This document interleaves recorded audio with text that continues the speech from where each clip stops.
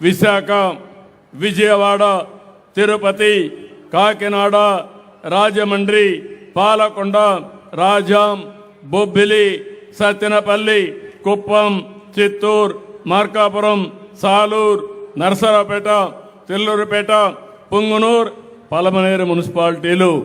ఈరోజు మీరు చూస్తే ప్లాస్టిక్ని పూర్తిగా నిషేధించారు.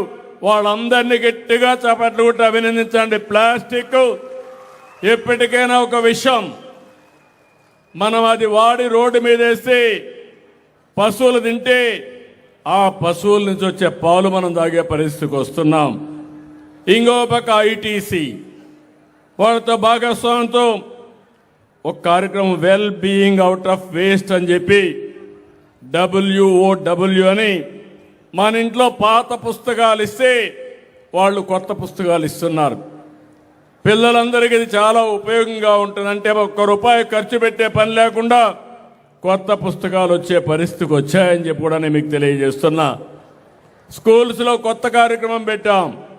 ముస్తాబు అనే ఒక కార్యక్రమం పెట్టాం. అక్కడ ఒక మిర్రర్ పెట్టాం. మీరు తల్లిదండ్రులు కూడా గుర్తుపెట్టుకోవాలి, మన పిల్లలు పరిశుభ్రంగా ఉండాలంటే, ఎలాంటి జబ్బులు రాకుండా ఉండాలంటే వాళ్ళల్లో కూడా చిన్నప్పటి నుంచే పరిశుభ్రాన్ని ఏ విధంగా మెయింటైన్ చేయాలో నేర్పించాల్సిన అవసరం ఉంది. తల సరిగా దూకోవడం, అద్దంలో చూసుకోవడం, భోంచేకి మునుపు చేయి కడుక్కోవడం, చేసిన తర్వాత చేయి కడుక్కోవడం, శుభ్రమైన బట్టలు వేసుకోవడం, మనం వాడే షూ కూడా కరెక్ట్గా వేసుకుంటే మన పిల్లల్లో నమ్మకం వస్తుంది. అందుకే రాష్ట్రం మొత్తం అంగన్వాడీలో కూడా ముస్తాబు కార్యక్రమం పెడితే బ్రహ్మాండంగా ఉందని అంగన్వాడీ టీచర్లు చెప్పే పరిస్థితికి వచ్చారు. ఈరోజు పేరెంట్స్ని కోరుతున్నా, తల్లిదండ్రులు కోరుతున్నా, మీ పిల్లలకి పరిశుభ్రత చిన్నప్పటి నుంచి నేర్పించే బాధ్యత తల్లిదండ్రులదని మరొక్కసారి విజ్ఞప్తి చేస్తున్నా. ఇంకో పక్క మనం అందరం కూడా ఎలక్ట్రానిక్ డివైస్ అన్నీ వాడుతున్నాం. ఈరోజు మీరు చూస్తే నేను ఫోన్ వాడతాం, టీవీలు వాడుతున్నాం, అనేక రకాలైన ఎలక్ట్రానిక్స్ వాడుతున్నాం. మళ్ళీ ఎక్కడంటే అక్కడ బారేస్తున్నాం. ఇది భూమిలో ఇంకడం లేదు. చాలా సమస్యలు వస్తున్నాయి. 47 పట్టణాల్లో 30 లక్షల ఈ వేస్ట్ని కలెక్ట్ చేస్తున్నారు.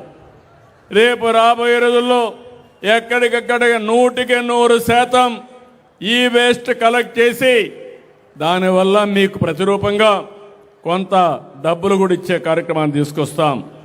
13 నగరాల్లో రోడ్లన్నీ శుభ్రంగా చేయడానికి 71 భారీ స్వీపింగ్ మెషిన్లు తీసుకొస్తున్నాం.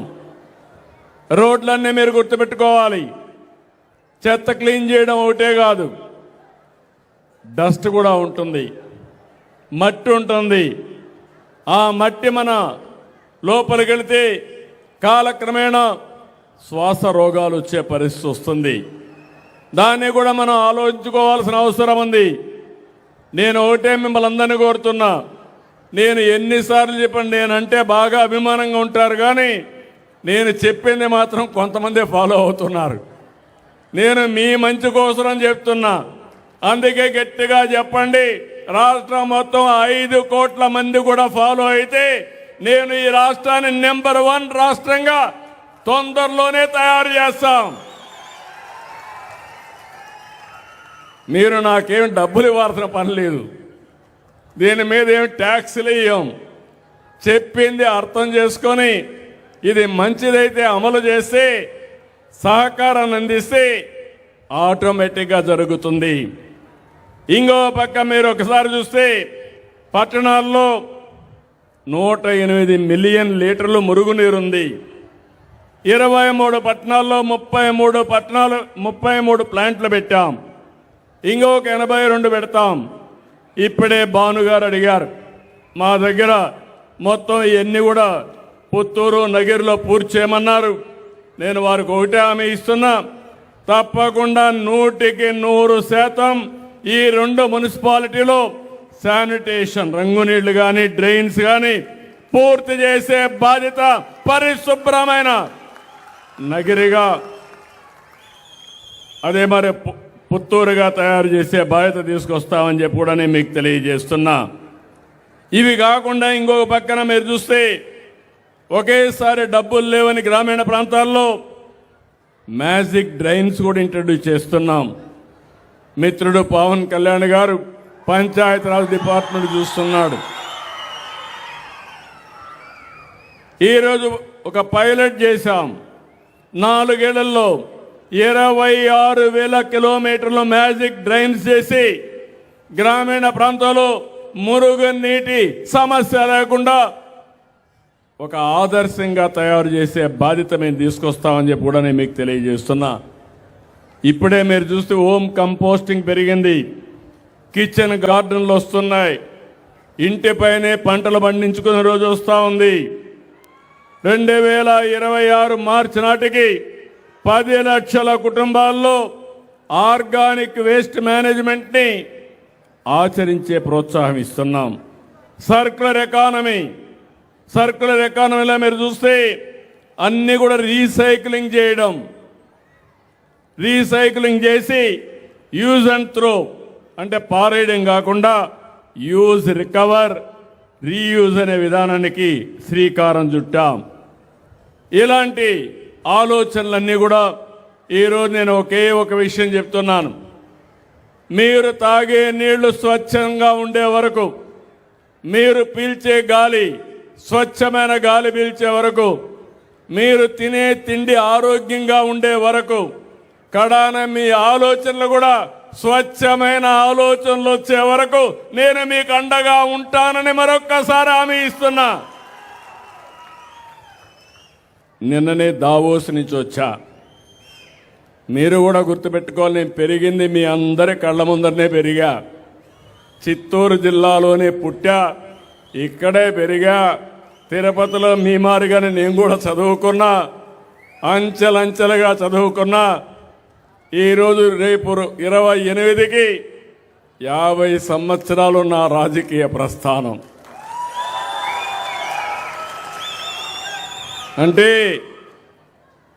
1978లో విద్యార్థిగా ఉండి యూనివర్సిటీ చదువుకుంటూ అక్కడే పోటీ చేశా. అక్కడి నుంచి అంచెలంచెలుగా ఎదుగుతూ ముందుకు పోయా.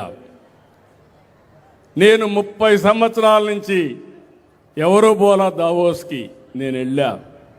నేను ఎప్పుడు మీకు ఒక మాట చెప్తాను, నేను అనునిత్యం విద్యార్థిని. మీరు ఒక విషయం చెప్తే ఆలోచిస్తాను, ఇంకొకరు ఒక విషయం చెప్తే ఆలోచిస్తాను, ఇంకో దేశంలో ఒక పని చేస్తే అది చూస్తాను. అవన్నీ మీకోసం అమలు చేసి దాని ఫలితాలు రాబట్టడానికి నిరంతరం పనిచేస్తున్నాను.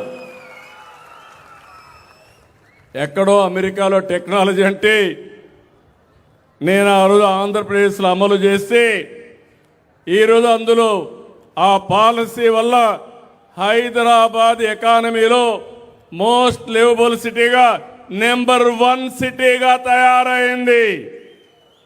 మీరు ఎప్పుడు చెన్నైకి పోతారు, ఈరోజు చెన్నై హైదరాబాద్ చూస్తే వ్యత్యాసం మీకే కనపడుస్తుందని చెప్పి కూడా నేను మీకు తెలియజేస్తున్నా.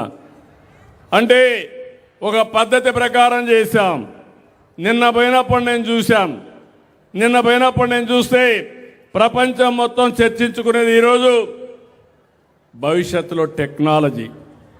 ఒకప్పుడు టెక్నాలజీ నన్ను ఎగతాళి చేశారు, ఫోన్ అంటే కూడు పెడుతుందా అన్నారు. ఇప్పుడు అదే ఫోను మీకు సర్వస్వాన్ని ఇచ్చే పరిస్థితి వస్తూ ఉంది. ఇప్పుడు టెక్నాలజీ ఆర్టిఫిషియల్ ఇంటెలిజెన్స్ వచ్చింది.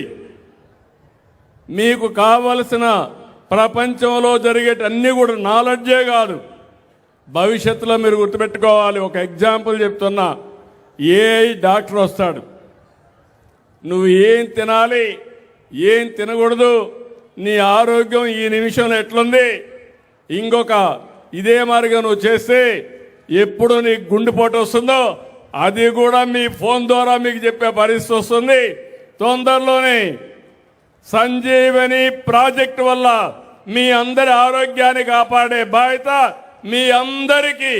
ఒకటే హామీ ఇస్తున్నా, ప్రపంచంలో ఉండే నాలెడ్జ్ని మీ ఇంటి దగ్గర మీకు అందించే బాధ్యత నాదని మీ అందరికీ హామీ ఇస్తున్నా.